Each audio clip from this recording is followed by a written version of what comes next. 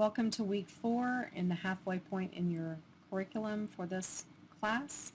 We'll be discussing the integumentary system, head, face, and neck, the mouth, ears, nose, and throat. So there's a lot of information.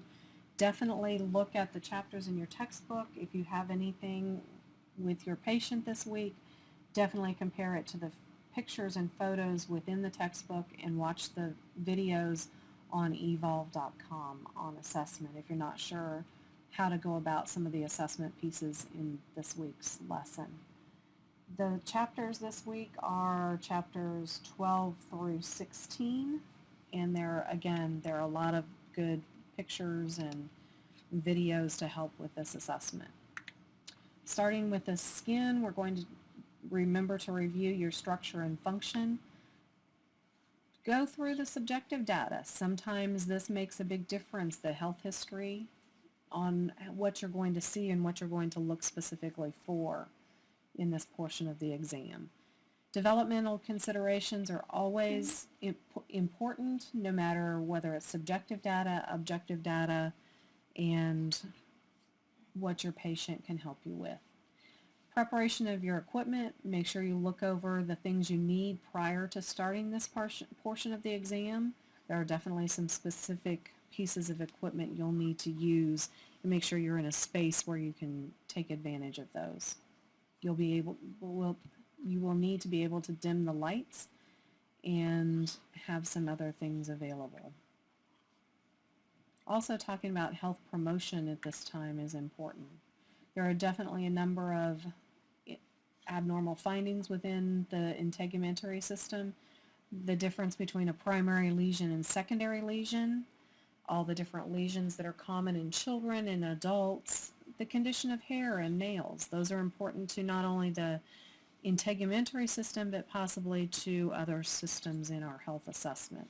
So those are things to take into consideration. The head, neck, and face, you definitely need to look at and palpate, inspect, palpate, percuss, auscultate. You're going to be definitely checking out the videos for this portion of it because you need to assess the carotid arteries, things like that. Maybe things that you haven't done before. So you need to watch those videos and they will give you examples of how to do these. The eyes, if you've ever used an ophthalmoscope and looked into the eyes, you also need to assess the cranial nerves and their function on how the eyes move, as well as their visual acuity, their visual fields, all those extra things that we do in an in-depth exam. Ears, again, make sure you have the equipment you need. You need an otoscope. You need to be able to see also some hearing, so you may need to use some equipment you may not have used before. The nose, mouth, and throat. You'll be looking, inspecting, palpating, checking out the tongue, the mouth, making sure you look into the throat, all of these parts of the assessment. So remember, a big part of this is preparing for completing this assessment, looking at the pictures and the text, going over how these exams are completed, possibly discussing it with your RN, your Master's Prepared RN. They can give you a good advice and assist you with these.